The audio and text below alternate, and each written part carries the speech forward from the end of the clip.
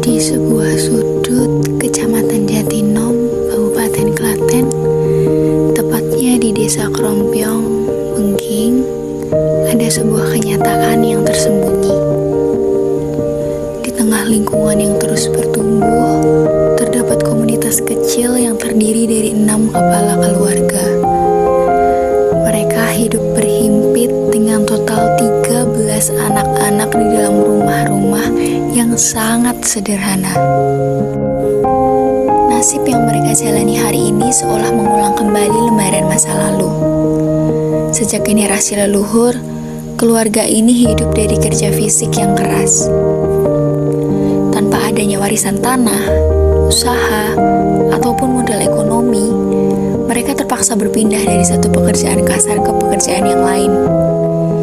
Dari generasi ke generasi, rantai kemiskinan ini terus meningkat, membuat kehidupan mereka berjalan di tempat, sementara dunia di luar sana terus berubah.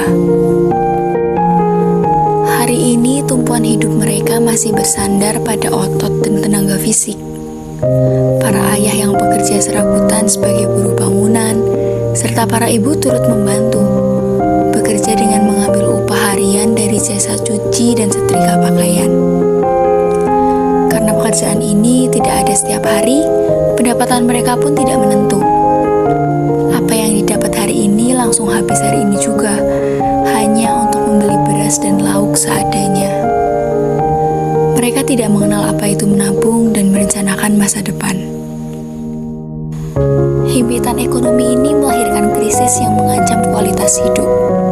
Saluran sanitasi di permukiman mereka tidak pernah ideal. Fasilitas sumur air bersih terpaksa dibangun berdampingan erat dengan septic tank dan kandang ternak milik warga.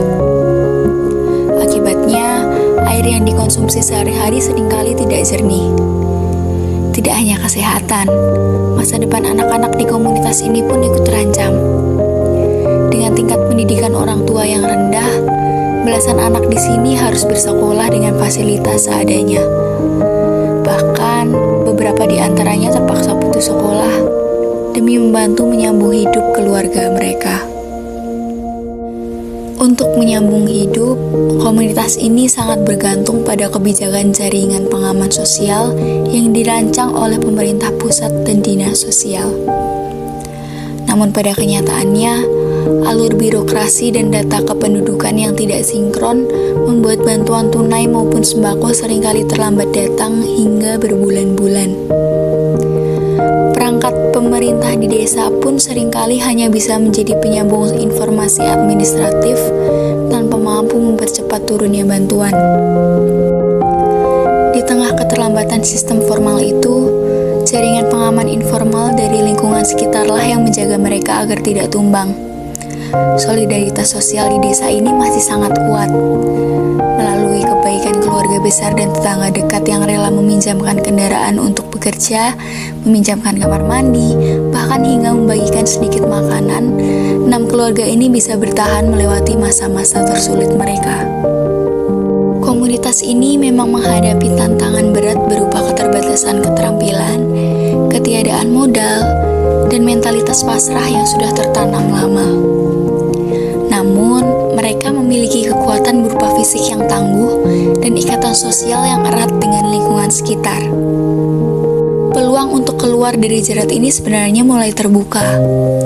Melalui modal kecil berupa telepon genggam sederhana yang mereka miliki, sebuah langkah awal sedang dirancang.